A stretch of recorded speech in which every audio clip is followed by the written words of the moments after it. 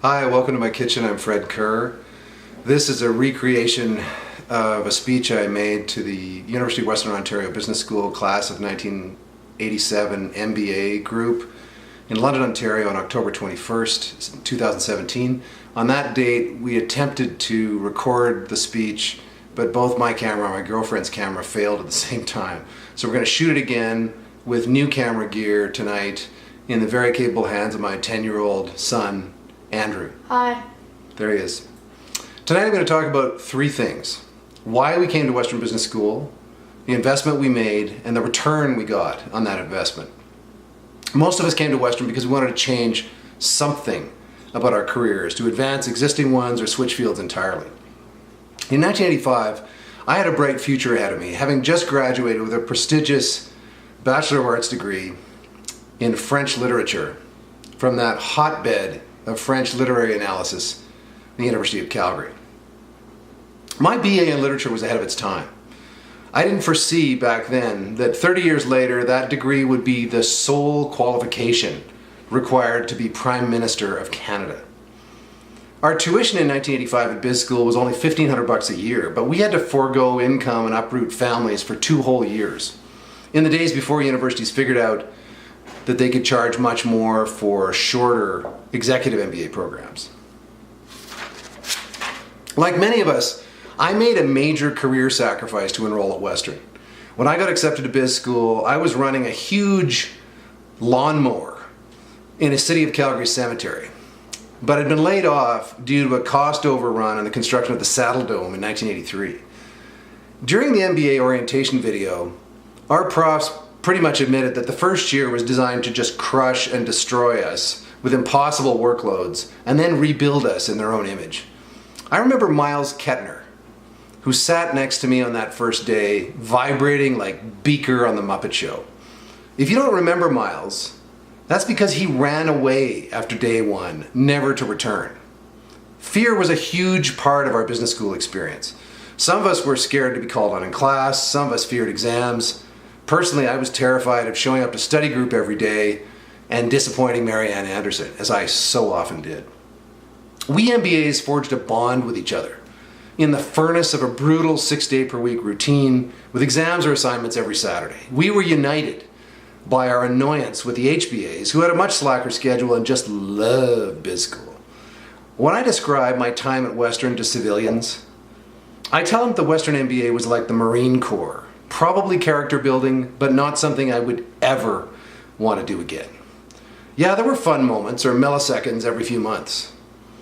We all have favorite memories of our profs, like Jerry Higgins in policy chewing on a big stogie while describing every business deal as a brawl in a ditch with a knife and a broken bottle. Or Elaine Calder's nostrils flaring sensually whenever she called on David Swale. Dude. A heavily caffeinated Christoph Hailing von Lanzenauer skidding up to the blackboard like a clay court tennis player and yelling out, "Well, your grandmother wants to smoke." My favorite prof was the late Al Michalachki in Management of Change, who demanded high-quality comments and always reminded us that our assumptions about anything might be totally wrong. Our class staged Greg Schell's musical remake of Little Shop of Horrors when I let Ann Watson down by forgetting an entire verse of our duet. Sorry about that, Ann.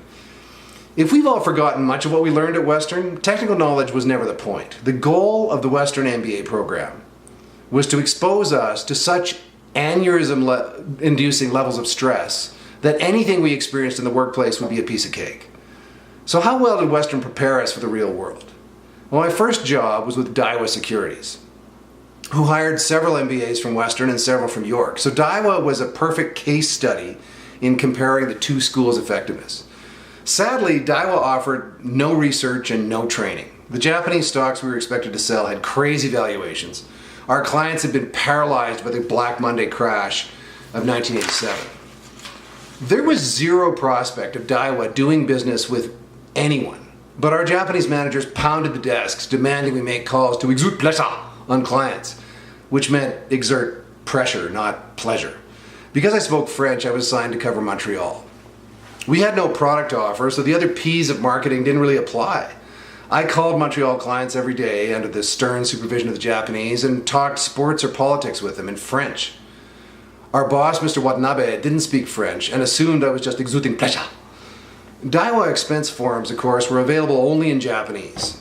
If we made any mistakes, we were scolded in the boss's office, which was also known as the ritual humiliation room.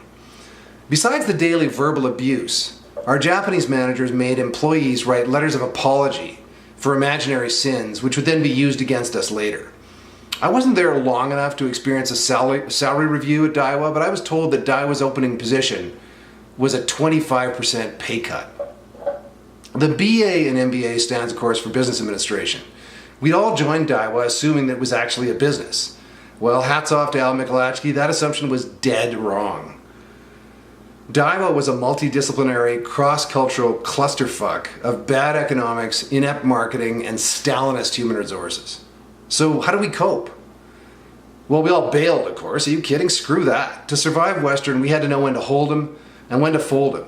Legendary Bob Jackson quit within 2 weeks. But Western MBAs don't just quit. We build legacy because we are agents of change. Before he left, my Daiwa colleague Mark Lennox wrote an apology letter to Japanese management that was so convoluted that our Japanese bosses took 2 weeks to figure out that he was not actually apologizing. Mark also wrote and delivered the Daiwa Diary, a popular lunchtime management seminar. Hearing readings from the Daiwa Diary gave fellow Western graduates a vital perspective. No matter how badly your day was going, something much worse was always going on at Daiwa.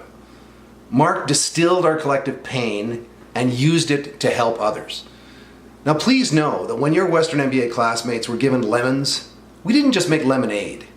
Mark Lennox made exquisite Japanese lemon liqueur. Our Daiwa colleagues from York could never have done anything that creative because they were soft and weak. They hadn't been forged in the Western MBA blast furnace. The York guys are probably still at Daiwa being ritually humiliated and paid less every year. At a conference over 10 years ago, I ran into Dale McMaster, who smiled as he came up to me and said something I literally never hear. He said, "You look good, Fred." And then he paused and smiled and he said, "You look surprisingly good." And then he explained that Ivy's ironically named In Touch MBA newsletter had listed me as deceased. I wouldn't want to go through the Western MBA program again, but by not quite killing us, I think it made us all stronger. Thanks for listening. This is Fred Kerr, MBA 1987 from Calgary, Alberta, Canada.